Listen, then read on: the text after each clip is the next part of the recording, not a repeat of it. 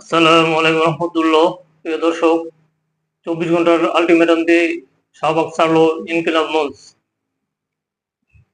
ইনকিলাব মঞ্চের আহ্বায়ক শরীফ উসমান বিন হাদির হত্যাকারীদের গ্রেপ্তারের বিষয়ে অগ্রগতি জানাতে স্বরাষ্ট্র উপদেষ্টা লেফটেন্যান্ট জেনারেল অবসরপ্রাপ্ত জাহাঙ্গীর আলম চৌধুরী ও প্রধান উপদেষ্টার বিশেষ সহকারী স্বরাষ্ট্র মন্ত্রণালয় খোদাবক্স চৌধুরীকে 24 ঘন্টা সময় বেঁধে দিয়ে আলটিমেটাম শাহবাগের সমাবেশ শেষ হয়েছে। এই সময়ের মধ্যে জবাব দিতে না পারলে তাদের পদত্যাগ দাবি করেছে ইনকিলাব মঞ্চ। আজ শনিবার বিকেল 5:15টার দিকে শাহবাগ মোড়ে জুলাই শহীদ স্মৃতিস্তম্ভের সামনে এই আলটিমেটাম দিয়ে কর্মসূচির সমাপ্তি ঘোষণা করেন ইনকিলাব মঞ্চের সদস্য সচিব আব্দুল আল জাবের। এর আগে জাতীয় সংসদের দক্ষিণ প্লাজায় উসমান হাদির জানাজার পর শাহবাগে সমাবেশ শুরু হয়েছিল।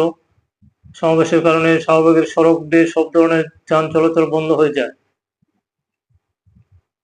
সমাবেশে নারায়ে তাকবীর, আল্লাহু আকবার, দিল্লি না ঢাকা, ঢাকা ঢাকা, আমরা সবাই হাদি হব, গুলির মুখে কথা কব, বাকশালীদের আস্তানা ভেঙে দাও, গুড়িয়ে দাও, দালালের করিস না, পিঠের চামড়া থাকবে না প্রভৃতি স্লোগান দেওয়া হয়।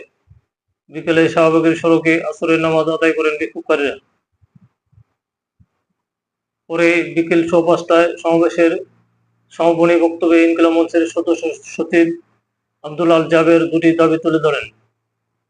তিনি বলেন, আগামী 24 ঘন্টার মধ্যে স্বরাষ্ট্র উপদেষ্টা জাহাঙ্গীর আলম চৌধুরী ও প্রধান উপদেষ্টার বিশেষ সহকারী খোদাবক্স চৌধুরী জনতার সামনে এসে কথা বলতে হবে গত এক সপ্তাহে তারা কতটুকু এগিয়েছেন।